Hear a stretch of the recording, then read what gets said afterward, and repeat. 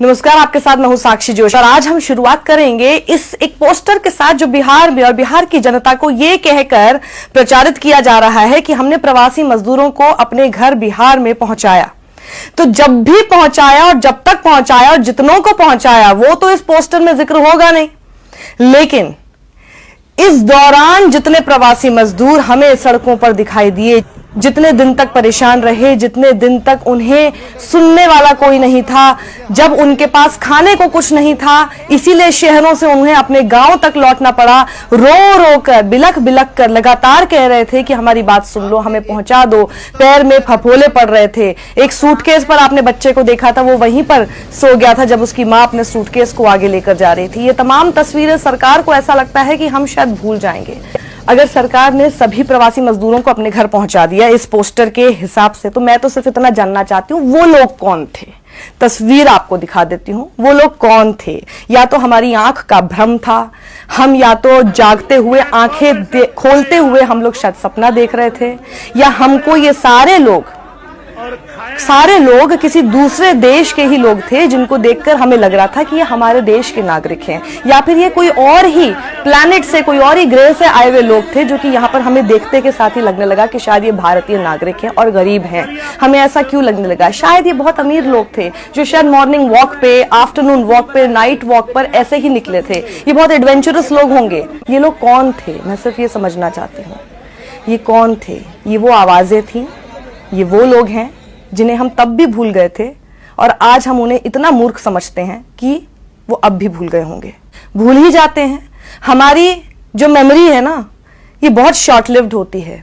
आज हमें कोई चीज बताई जाएगी तो हम मान लेंगे कि हाँ ऐसा जरूर हुआ होगा, लेकिन नहीं, हमें एक एक बात को सही तरीके से, सही डेट्स और सही समय के साथ देखना होगा।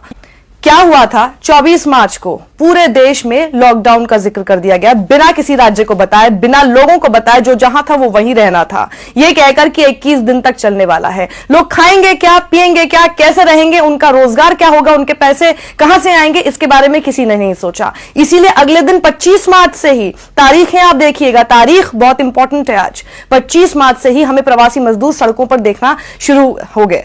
हमने सबसे पहले देखा था, एनडीटीवी के रिपोर्टर ने यह बात दिखाई थी, और उसके बाद 25 मार्च से लेकर 31 मार्च तक यही सिलसिला चलता रहा, और यह सिलसिला चल रहा था। इसीलिए तो मामला सुप्रीम कोर्ट में भी पहुंचा। सुप्रीम कोर्ट में केंद्र सरकार जाकर क्या कहती है पता है आपको? सुप्रीम कोर्ट में केंद्र सरकार जाकर 31 मार्च को कहती है कि प्रवासी मजदूर सड़क पर नहीं है। मतलब आपने और हमने जो देखा वो सब भ्रम था। इस दौरान प्रवासी मजदूर तो सड़क पर थे ही नहीं, तो फिर घर किसको पहुंचाना था? फिर बिहार। जब प्रवासी मजदूर सड़क पर थे ही नहीं, तो किसको पहुंचाने का प्रचार आज किया जा रहा है बिहार में? आपके नाम पर फिर से आप इसे वोट लिया जा रहा है, लेकिन जब आपको जरूरत होती है तो फिर आपको भुला दिया जाता है। याद रखिएगा, 14 अप्रैल को रेलवे ने सारी ट्रेन कैंसिल कर दी। लॉकडाउन 2 की शुरुआत हो गई थी। लॉकडाउन 2 याद है ना आपको? जो पहले कहा गया था कि 21 दिन तक ये लड़ाई रहेगी, लेकिन उसके बाद वो लड़ाई लंबी और खींच दी गई थी, लेकिन बिना इस बारे में सोचे कि लोग करेंगे तो करेंगे क्या, अपने घर जाएंगे तो जाएंगे कैसे। उसके बाद लॉकडाउन 2 कब तक चला था? 3 मई तक। ये दूसरे लॉकडाउन के खत्म होने के समय पर, यानी 1 मई को सरकार ने फिर स्पेशल ट्रेन चलाने की घोषणा की और चलाना शुरू किया।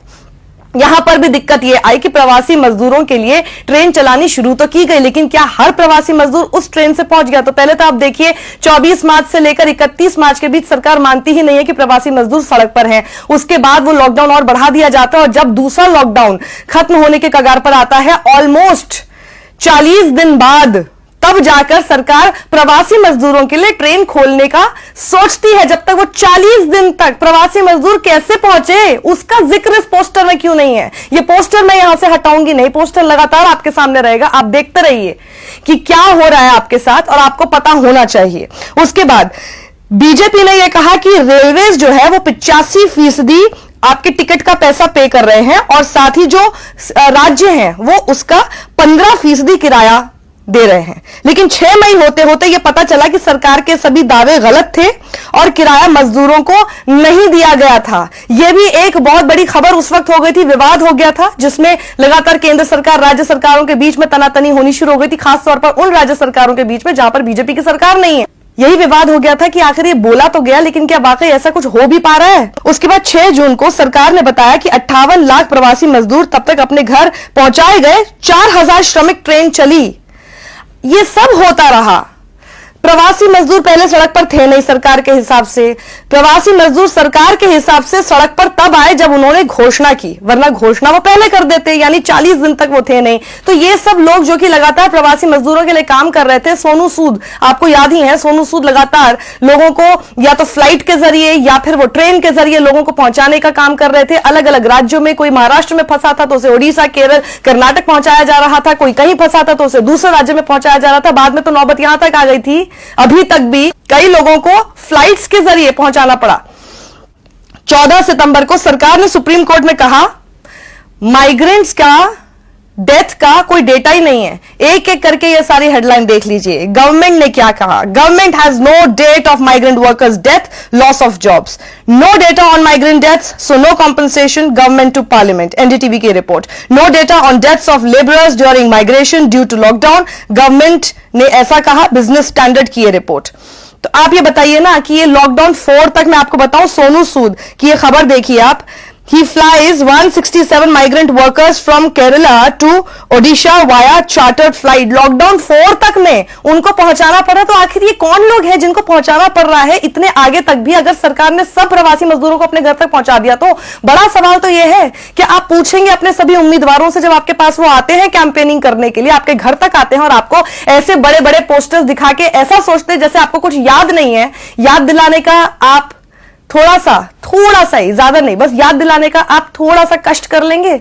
अपने उन उम्मीदवारों से पूछिए कि भैया कब हमें पहुंचाया था, हमें कितनी दिक्कतें हो रही थी, हम सड़क पे थे, रो रहे थे, खाने को नहीं था, लेकिन आपने हमारे बारे में सोचा नहीं था।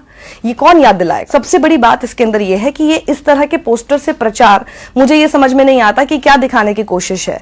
आपने अगर प्रवासी मजदूरों को अपने घर तक पहुंचा दिया कोविड के दौरान, तो क्या रशिया आके आपको पहुंचाता क्या, या फिर डोनाल्ड ट्रंप आपको आके पहुंचाते क्या? आप ही की सरकार का यह काम था कि नहीं था? इसमें वाहवाही लूटने वाली कौन सी बात थी? और वो भी इतनी झूठी वाहवाही जो कि आपको दिखाई दिया सड़कों पर क्या था।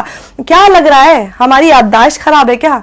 शायद जनता की याददाश्त खराब ही होती है, और इसीलिए सरकारें इस तरह के जब भी इलेक्शन आते हैं तो इस तरह के शिगुफे आपके ऊपर चल देती है, क्योंकि उसको यह समझ में आता है कि आपको अब तो आप अपने घर में हैं, अब तो आपका रोजगार शायद आपको मिल गया होगा, तो शायद आप भूल गए होंगे। याद दिलाते रहिए, तभी अगली बार ऐसा नहीं हो पाएगा।